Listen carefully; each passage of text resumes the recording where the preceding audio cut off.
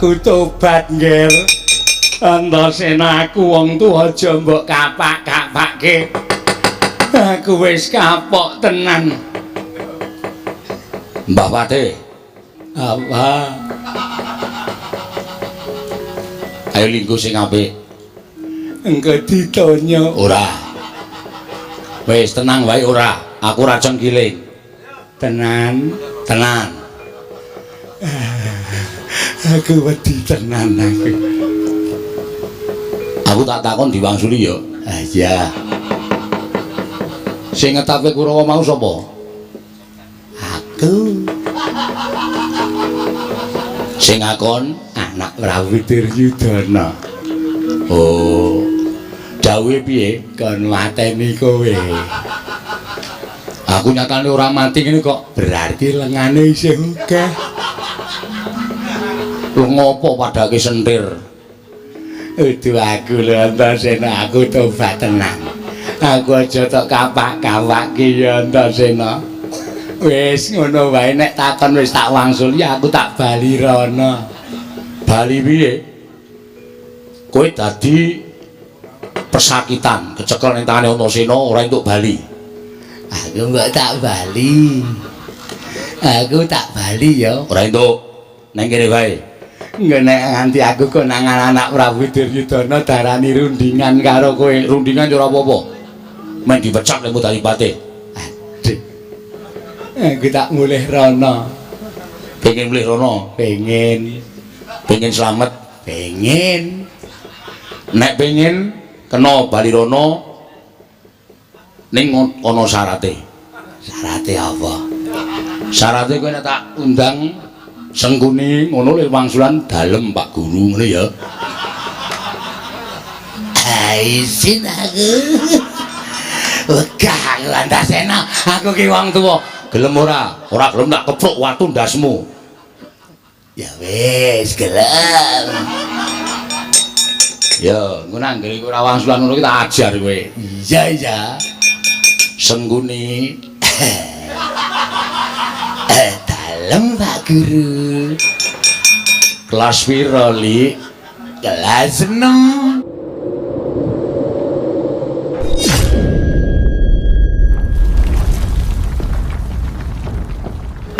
Pambukaning warana tarlen saking liyuk layaping aluyuk pindha pesating sumbana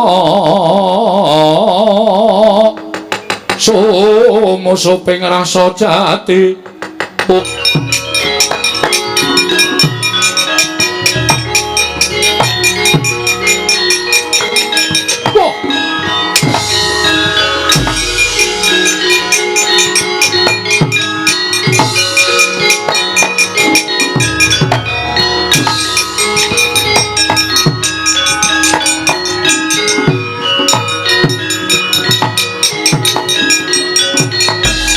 Tinututi lamun katututan lamun mangsa prawira dikdaya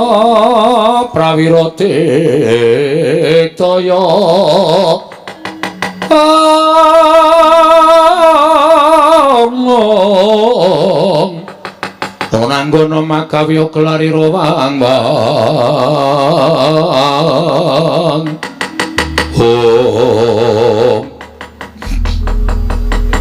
Antasena Pakdi Kartomarma ya. Ayo, kowe gelem bali ora? Aku kon bali mergane Pancawala Kandanana.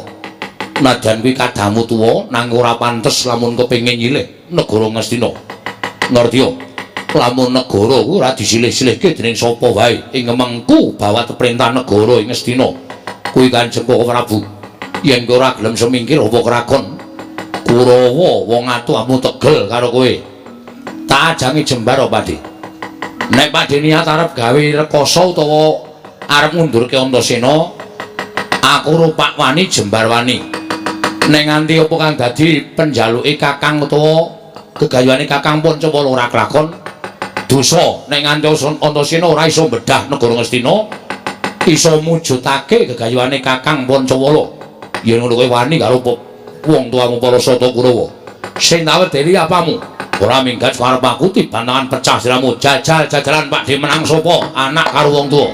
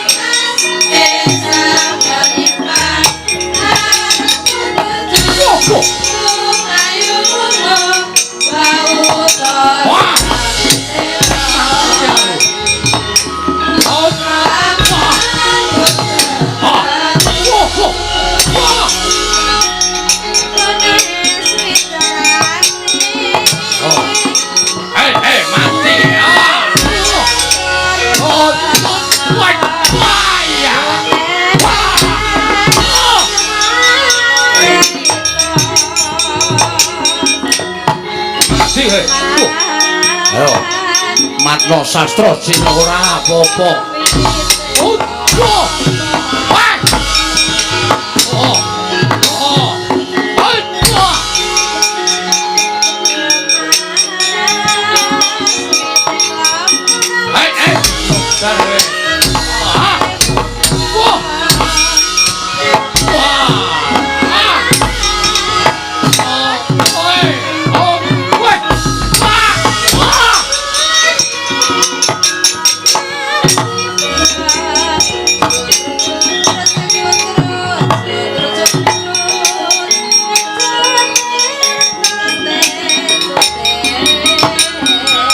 Cocok tumbak jebol dadamu waras.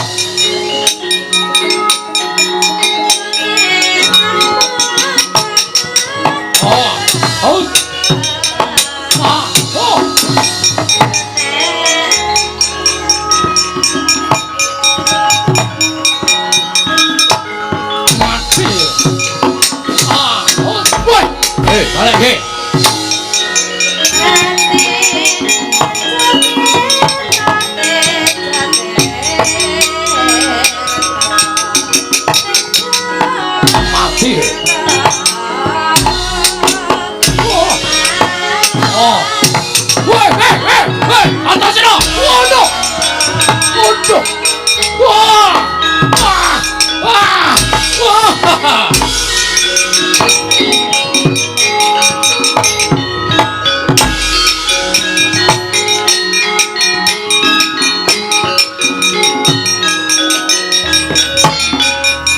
Sotongo iki jangkar karo wong gerang, ora usah ndadakku kian gunem. Ayo, ora menehke negara Ngastina. Wujud apa wae tak wujuti, pecah dadamu ayo. Ketokno kasudidianmu, Asatama mati.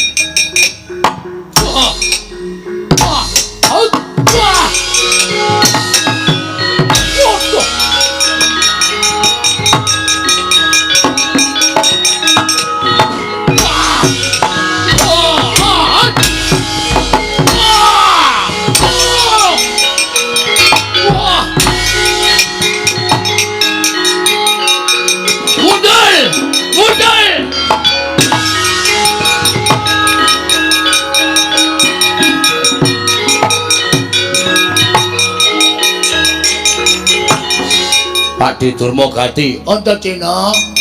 Mumpung iki dulung Patya gegel, kowe mundur. Mundur piye?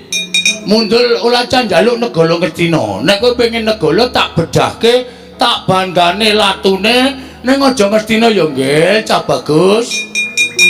Pokoke Pak kakangku, Kakang Pancawala nek ora negara Ngastina dhewe emoh dadi ratu. Ora nek Kurawa kuwi negara Ngastina. Aja maju jen Pak Di. Kon ngrubut Antaséna. Anak Werkudara kalah karo Kurawa, meguru karo Kurawa 20 taun. Wah, kowe iki pancen ngeyel. Kowe ngerti ora aku sapa? Pak Di Durmagati. Nek liyane tok anggap enteng lah masalah, nek aku aja tok anggap enteng le. Ayo, matno sastra jendramu pecah jajamu. Yo tibakno. Hai! Wah! Bajigol apa-apa. Edan. Modal we. Modal we. Ayo nggawa gaman. Oke, tunggu sini.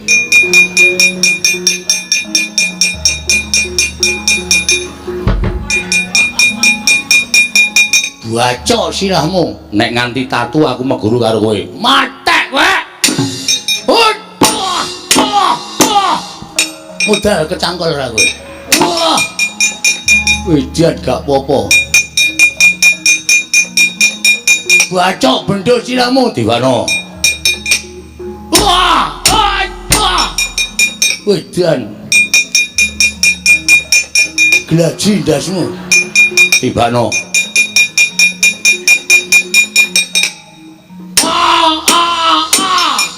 Asem lah apa-apa. Dajeno? Oh. Aku wong tuamu. Aku pademu. Ning nganti aku kalah kalau kowe wilang bebalang ayo. Kowe bayi wingi soal wani kalau pademu sing tak nggo gamane apa? Kowe cengan menang kalau pademu bumi langit tanggep.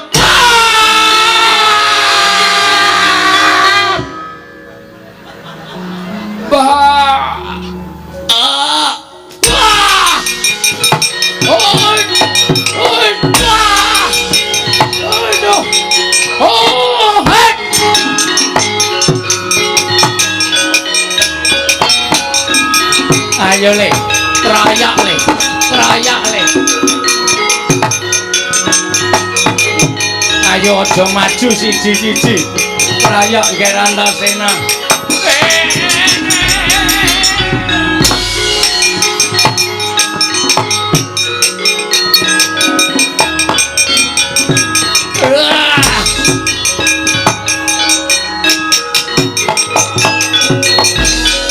Aduh.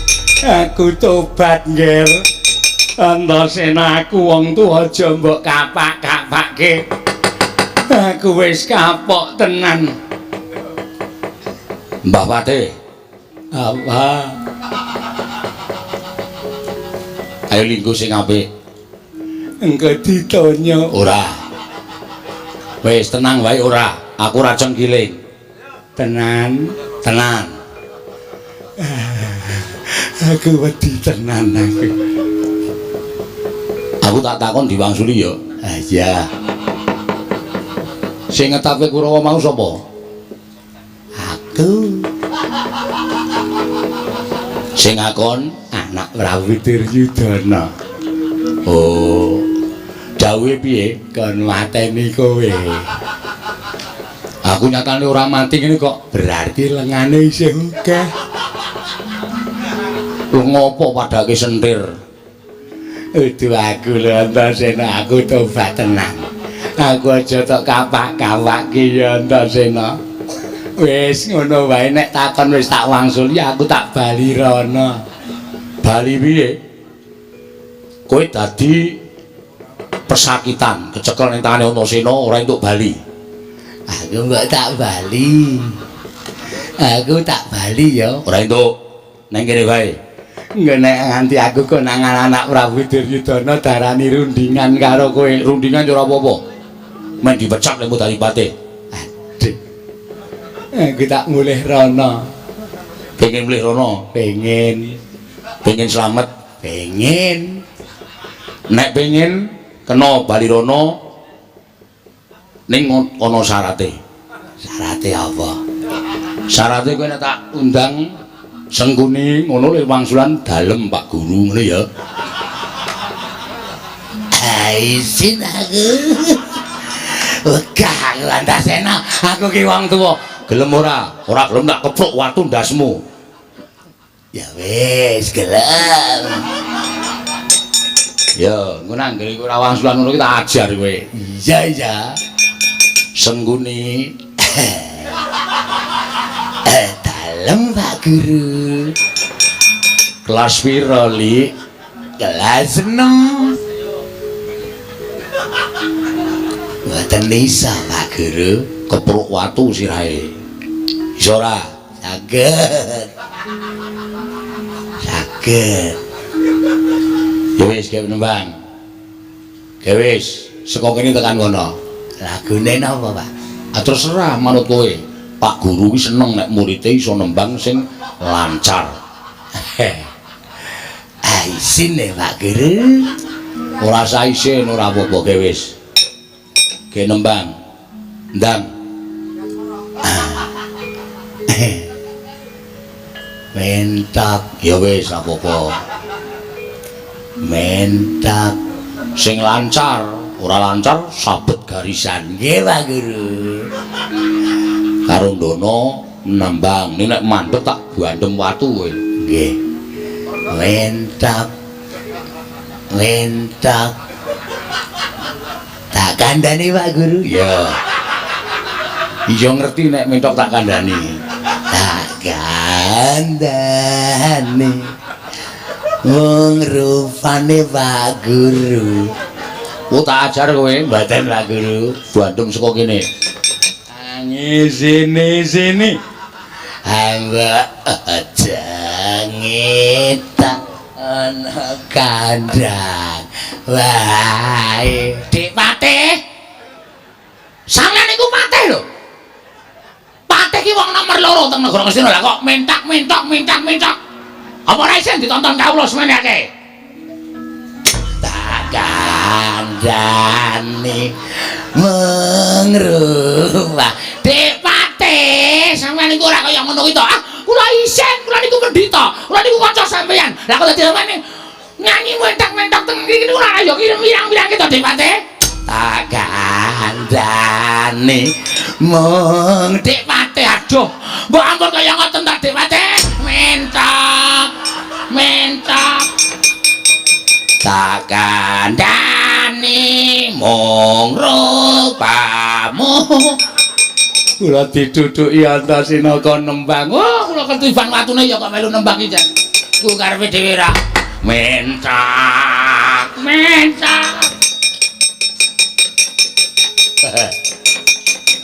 Ana wong tuwa-tuwa kok do ora ngerti isin. Tak kandhani. Man, sampeyan iku wong gerang lho. Nyanyi turut dalan sak penake dhewe. Mengrupamu aku ora iso meneng Dur. Anggere meneng dibandem mengrupamu ange sini. Tur sakana lho wonten dawuh. Maju ya Cah Bagus. Maju, Antasena Panjenengan. Mentak. Kowe kok gek maju tur sakana? Musuhe Antasena. Antasena pateni. Mentok. Wis pokoke wong telu menangon mentok kabeh. Oh, Andrawasi watune wis digdaya lho. Ing atase ming dibandem sing didhawuhi Paman Patih Sengkuni kok kula sampean ya melu. Ora. Gugu karepe dhewe ora Mentok. Oh, pancen yo edan Antasena ku yo pinter tenan kok. Watu dijo pajaku kok aku anggere ketiban watu kok iso mentak-mentak. Lah nggih, kula ya gumun kok. Kula kok ya iso dadi ketiban watu kok ya iso mentak-mentak. Mangrupan. Oh, nek ora ngados sekar koso nek mboten adoh. Bandem saya banter. Aku ya gumun lah kok dadi daya temen. Mangrupan ayo ngono katone. Oh, iki nek ora ndelek rekoso Ngrekoso nek mboten ndelek soalé. Munyok. Oh, manus maning jajanan sekretaning bawana. Iblis anak Antasena tiban cundha maneh mbok dadi mbarake.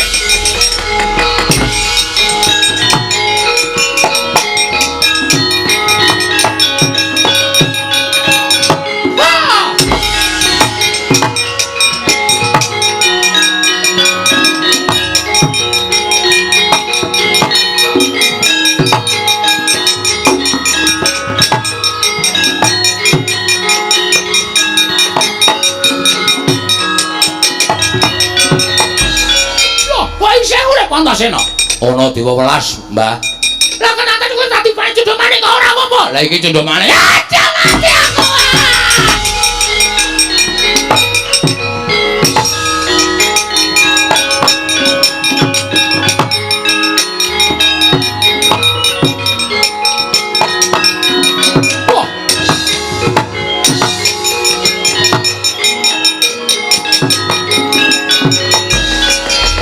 manusmane jajalan curtaning bawana iblis lanat. Wah, menungso ra tatanan. Antasena malah gawe geger negara Ngastina. Lengger, kena tak kandhani ora? Ora kena tak kandhani. Wakmu mentolo karo kowe glandang nang lombo dadimu balas.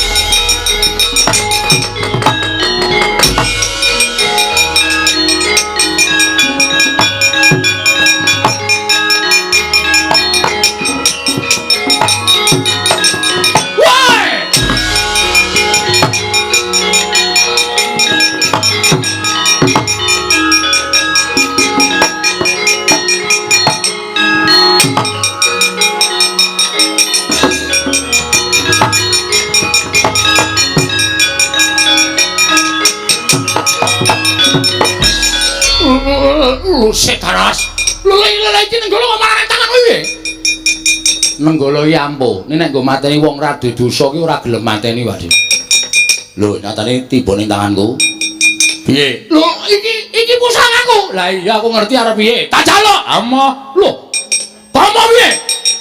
Emah kuwi nenggaraku tak jaluk. Ora bakal tak paringke. To tak caoske Siwa Mandura. Ora bakal tak caoske Siwa Mandura Siwa Baladewa. Iki wis ning tanganku. Tak jaluk Antasena. Ora tak jaluk, ora. Mati aku.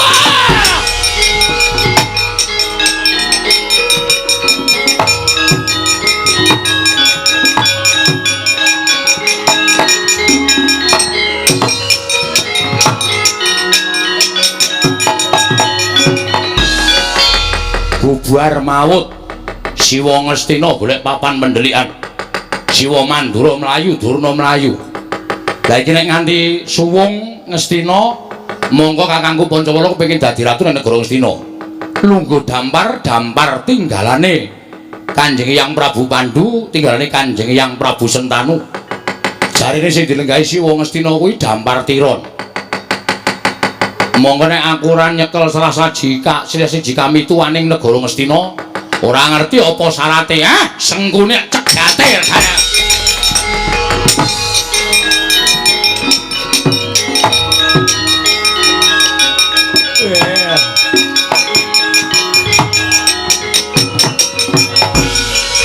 Wah, Antasena ngamuk.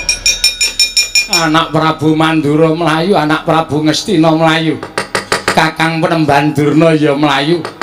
Iya aku nek ora mlayu kecekel Antasena mesti diwirang-wirangke kon nyanyi mentok-mentok. Apa Pak Guru? Arep nendi? Ajeng wangsul. Arep bali kok malah dolan. Kuwi murid apa kuwi tak takon? Murid sae Pak Guru. Murid apik dengkulmu mlocot kuwi. Ayo Mbah, iki ora guru karo murid, tengok sing apik. Nyuwun pangapunten Ndara. Ndara sapa? Ngaku putumu kok Ndara. Ora usah kuwatir. Aku tekan kene iki nyekel kowe ora takon ngopo-ngopo. Lah terus Simbah Patih sing ngerti kahanan sejatine negara Ngastina. Nggih. Siwa Ngastina kae lenggah dampar tiron to. Leres.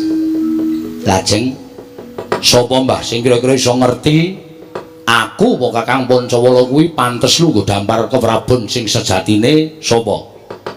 Ngastina menika nggadahi pusaka wujud gajah. Inggih menika Kyai Antisura. Kyai Antisura menika ingkang ngertos sinten ingkang benjangipun saged lenggah dampar kepraboning Ngastina. Menawi jengandika Angger Antasena kepengin mbuktekaken monggo kula beta kula kanthi sowan wonten wantilanipun Kyai Antisura. Terus mangke panjenengan nyuwun priksa kalian Kyai Antisura ingkang ngraka Angger Pancawala lan panjenengan menika pantes napa mboten lenggah dampar kepraboning Ngastina. Mangke menawi pantes tartemtu Kyai Antisura badhe nglenggahaken Angger Pancawala menapa Angger Antasena. Oh ngono, Mbak. Inggih. Yo, tak tutke kaya ngapa? Kanane Kyai Antisura monggo kula dherekaken.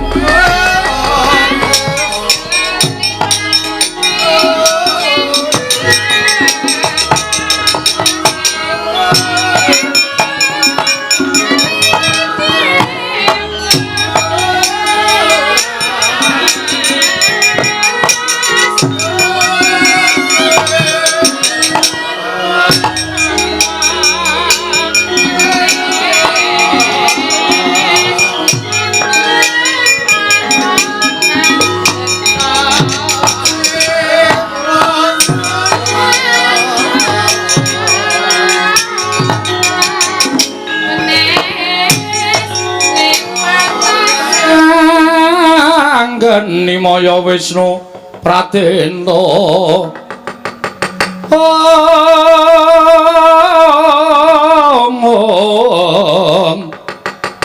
wis anggen Nimaya Wisnu Pratenta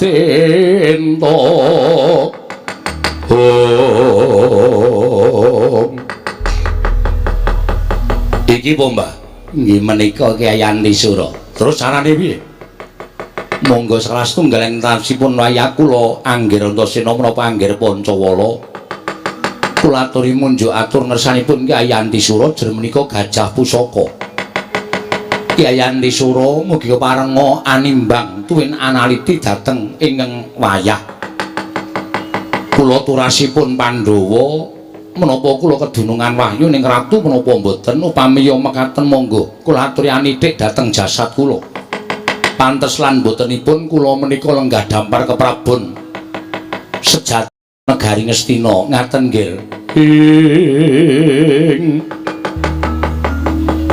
tansah marpamoring sukma sinukmaya sinukmaya winahya ing asepi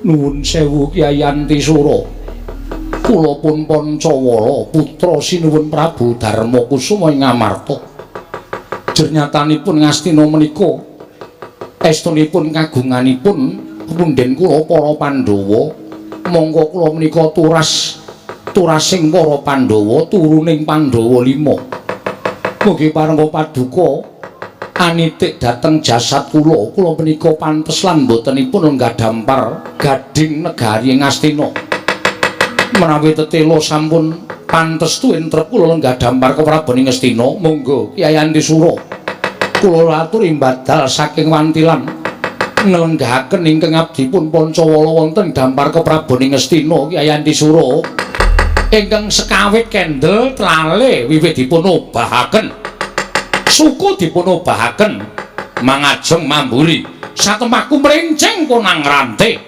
saya dangu saya banter nggih ngobahaken trale suku den sendal rante pedhot marandene ora nglenggahaken Raden Pancawala Raden Antasena mlayu manjing alas Sang Antisura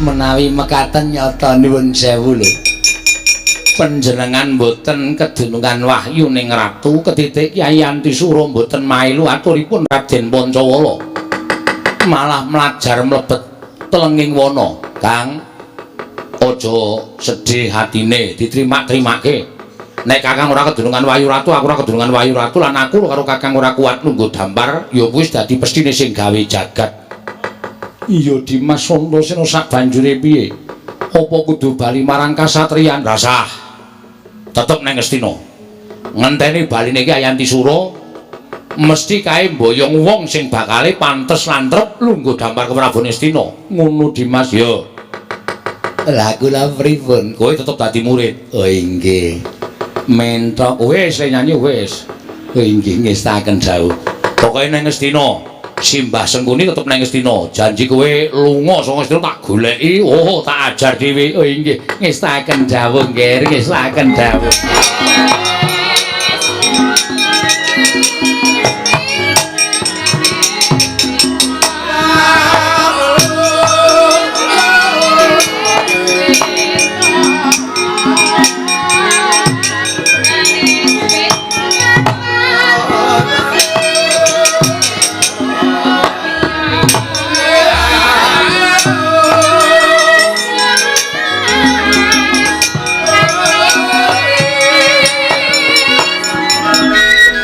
Driya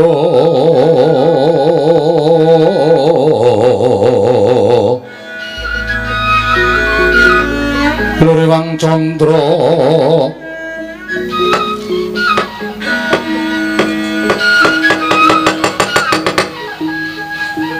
nuwun sewu yang ndadosaken kagiat raos sing manahipun ingkang wayah.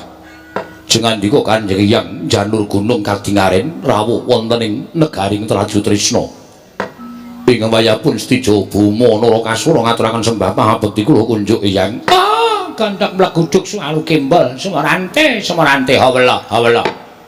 Mriki ger wayah Mas.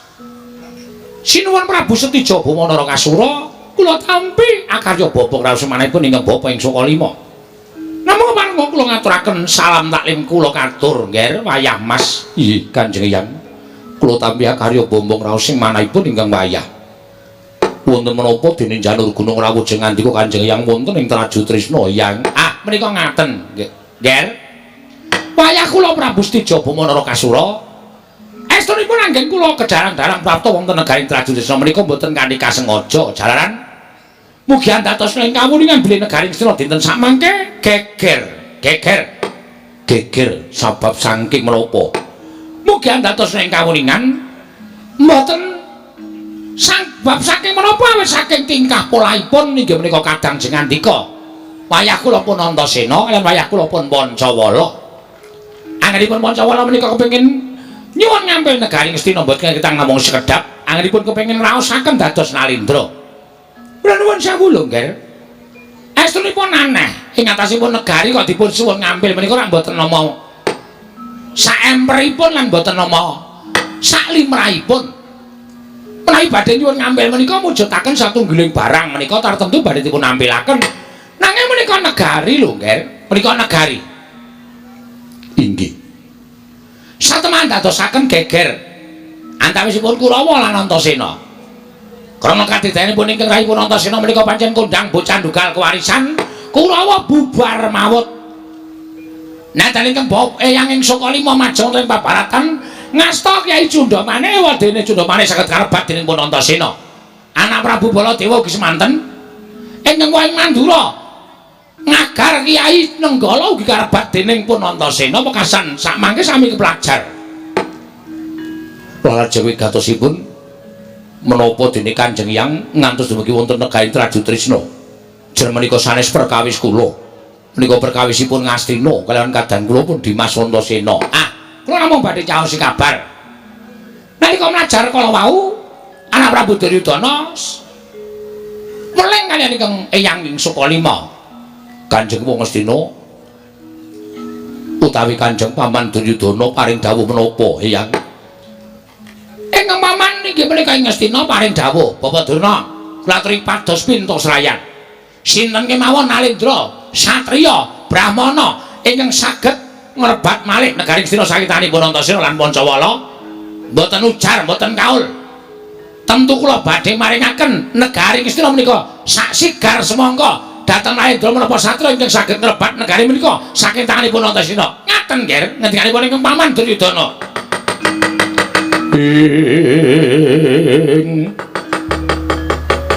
Cumangkah anggro sesumbar lindho bumi gunjing kumaludhuk kundur ketup lumembak penyu kang kumambang jagat pasan Bathara. Panjenenganipun Eyang Durna menika mboten namung kandhek wonten ing pangandikan nanging kababar dados pakarti. Kula menika pendhita lho, Nger. Kula menika mboten badhe wantun matur dura. Menawi ngantos kula wantun matur dura tegesipun kula ngregeti dhateng jubah kula piyambak. Ngregeti dhateng kabrahmanan kula piyambak. Menawi delon mekaten, Eyang sakmangke sampun cetha pun Paman Ngastina sinten ingkang saged ngrebat negari Ngastina saking tanganipun Antasena badhe kaparingan negari sak sigar semangka. Menika leres. Menawi ngaten menapa ingkang wayah ing Traju Trisna pun Stijo Buma Narakasura dipun parengaken sabiyantu botrepotipun Kanjeng Paman Duryudana. Menika malah langkung prayogi menawi jengandika saged ngrebat negari Astina. Kula ingkang matur menawi negari Astina badhe kaparingaken Nalindra ing Traju Trisna Prabu Stijo Buma Narakasura. Kula trenggah sekeca kula ingkang badhe nglabrak Antasena. Ajeng ya.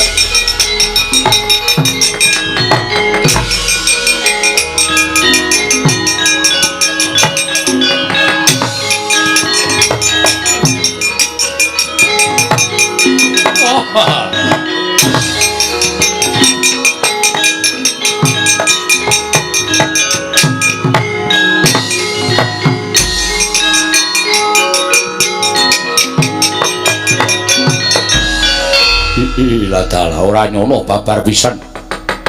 Jebul bakal kaya mengkene kamukten sing kudu ditampa dening Kalindring Traju Trisna Prabu Stijo Bumanara Kasura. Antasena, adikku dicah bagus. Yen pancen si Adi ngeman karo uripe si Adi, mestine si Adi bakal maringke negara marang pun Kakang. Nanging to si Adi ngukui negara Ngastina. Apa kira-kira si Adi keduga lan kuat ngimbangi kekuatane Kalindring Traju Trisna? Antasena, aku sing teka aja kaget, adikku cah bagus Antasena. Nuwun sewu Kakang Mas. Ngantos bingung raos sing manah kula. Kakanthi paduka Kakang Mas saking jangkar bumi. Ngantos dumugi titik lenggan sak mangke paduka Kakang Mas Antarja dereng paring dawuh kelawan Kang Rayipun Bambang Irawan. Nedya tedhak dhateng pundi lan menapa wigatosipun? Adikku diadiku cah bagus Irawan wonten timbalan. Pawarta sing dak tampa lamun adikku Antasena ndumbani kelawan kersaning Kakang Mas Pancawala sowan marang negara Ngastina ingkang wigati mung bakal nyuwun ngampil dampar negara Ngastina ewadene Kanjeng Prabu Duryudana. Ora maringake negara marang kadangku Antasena, wis ditekadi ento bakal mbedah negara Ngastina. Mula wektu dina iki, Yayi, aja nganti si adilan pun Kakang keri ing gawe. Upama mengko Dimas Antasena bisa mbedah negara ing Ngastina. Wis sak mesti lamun pun Kakang lawan si Adi melu ngempek kamukten ngrasake kamukten negara Ngastina, Yayi. Katri gumulung mangrempak ing wadya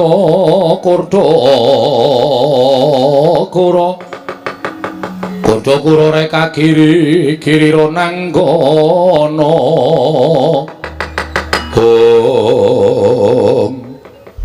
nanging menapa boten dados dukanipun para pepundhen dene Kakang Mas Pancawala tuwin Kakang Mas Antasena pepundhen kula nggadahi niat ingkang kados mekaten Kakang Mas.